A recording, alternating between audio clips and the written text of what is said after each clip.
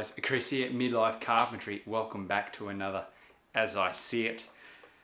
Today's a special one. Today's an exciting one. We're going to talk about the XGT CS002G cold cut metal saw. Let's have a bit of a yarn about it. Now I know there's not a lot of these out there. There's not a lot of guys that use them. They're not really something that's overly common, especially in Australia, I've noticed.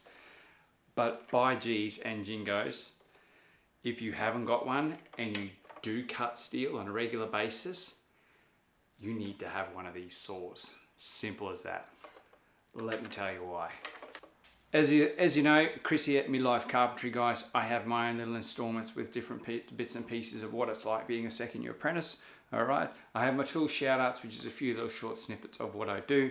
And these are my As I See It. Now these are little reviews, I guess you could say. These are things that tools that I've had for a little while, items that I've had for a little while that I wanted to share with you guys a bit about my experience with them. And talk about wear and tear, talk about things I've learnt on usage, things that you may not have thought of and stuff for these particular tools. So look, without further ado, check out some of this footage. Here's a couple of examples of me using this XGT CS002G metal cold cutting saw of awesomeness. Take a look at these clips, guys. As you can see, this saw is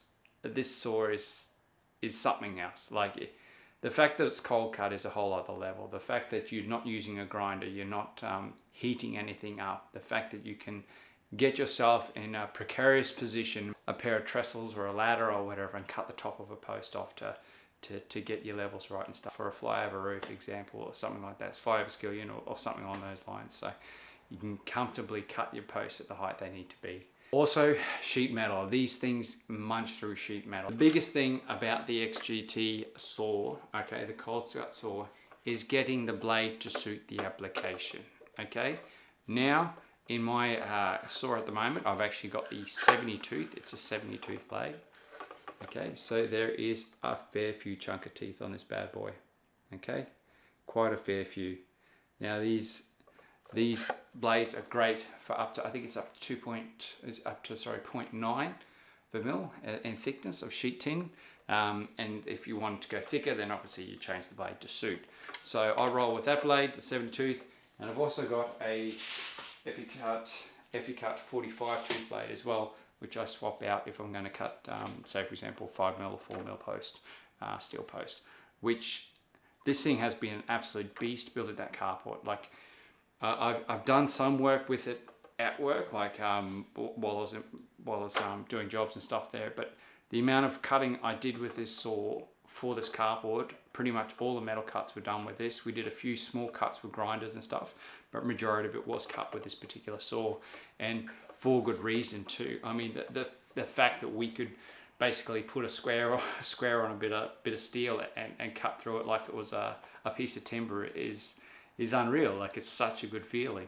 And yeah, it certainly had made the job a lot more efficient. Obviously, it cuts through a lot cleaner. You're a little bit more straighter. Yeah, because I'm shocking on a grinder at times. And yeah, I don't know whether anyone's a great gun on a grinder, but I'm shocking on a grinder with a disc. I struggle to keep it straight. But yes, very much a good saw. It kept things nice and tidy as well, obviously, because I've got kids and stuff. It kept all the shards as much as possible inside the little container, little catching container, which was a bonus. So the cleanup of the job site on a daily basis wasn't too bad. So it helped out with that.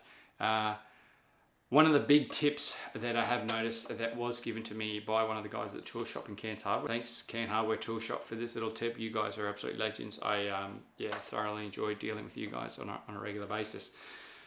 They suggested a bit of spray lube. Okay, so your cutting lube that you'd get for your mag drills or to cut hole saws and stuff like that into steel, little spray can and stuff you can get. We gave the blade a bit of a spray every now and then. Not a lot of it, not too much, just a spray every now and then, and it seemed to have helped the blade, because I was originally burning through blades considerably, and I was worried that that's just the way the saw was. I could do a couple of cuts and there's $150 worth of blade gone. next blade, here we go again. But now that I've started to do that, and I've been a bit more switched on about using the right blade for the right application, and that's changed things considerably for me. So I can actually, I'm finding the life in the blades a lot better now. So, and obviously that means that the saw is a lot more, how do you say, justifiable to have, because you're not just burning through blades like you would a grinder or something. This is something that you use for a while now. Another little thing about this little saw, if you do have this saw and you do find it hard that you can't actually see the blade before you make your cut and stuff, please be aware that there is a triangle here, okay, just here. Now that face there lines up with your blade, so that's the edge of your blade technically. So if you're coming into a cut on a piece of steel and you want to know where your blade's about to hit it, that's that line there, that's that point where the blade will hit. It lines up pretty much dead on, pretty much bang on, all right, spot on to where the blade would be. Let's see if I can get that right angle so you can sort of see what I mean. Not really going to work for me, but yeah, you get the idea. And then obviously your diamond's just off as well, so where that groove sits here, all right, that helps with your blade guidance too, and helping you to keep on track and on line and stuff, although some days I'm a bit wonky jonky. So other things, other bad experiences I've had with this saw, I've used the 45 tooth Effie cut blade on cutting tin and stuff like that. Doesn't last anywhere near as long. I've used the 70 tooth blade trying to cut through sheet metal of 10 in a stack, sorry, 5 in a stack. Way too much for it. It was ridiculous. I really should have just stepped back. Obviously understanding the parameters of the blade is important, and yeah, stepping it back. If you're also if you're cutting tin or any metal, to be honest, if you're cutting anything with the saw, make sure you have support. Make sure you have a way of balancing things out. If you're going through posts, halve your depth. So set your depth gauge on here and sort of get close to half when you're cutting through posts or bigger posts, because obviously if the bigger your cuts are, the deeper your cuts are, the more likely it's going to pinch in your blade when you come around to the other side of it. So keep that in mind. You're better off doing just over half a cut, rolling it over, do the other half cut, and 9 times out of 10 you might have a little bit left. You give it a wriggle and you take it off. So it stops that binding up on the saw, which is never really good for these sort of things. They do have an auto shut off when it does get a bit hot. When it starts to push, you're trying to push it too hard, it doesn't like it, it'll tell you, it'll just shut off on you. You back out, try again, away you go. So yeah, look, XGT CS002G, is this saw an amazing piece of kit? Yes, it is. It is definitely something you should have in your repertoire. Definitely something that is worthwhile spending the money on if you're out building carports, if you're out building fences, if you're out using anything to do with tin, steel, or whatever. This saw is unreal. Definitely a game changer for us. And guys, I know not many of you out there, and it is a pretty dear saw. It is an expensive little saw, but far out for safety reasons, for convenience, for comfort, for usage, like this is the way to go. It's a game changer. Is this tool pants down material? Yes. Thanks guys, thanks for watching. As always, muchly appreciated.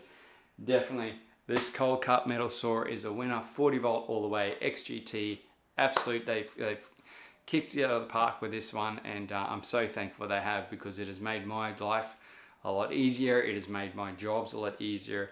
It has made my colleagues' jobs a lot easier, and yeah, all round a good win. So yeah, thumbs up, big time thumbs up to Makita for bringing out this little XGT saw, because it is a ripper. It really is. So yeah, let's see if I can get some more awesome tools for you guys, and you can hear me praise and see whether it's pants down material.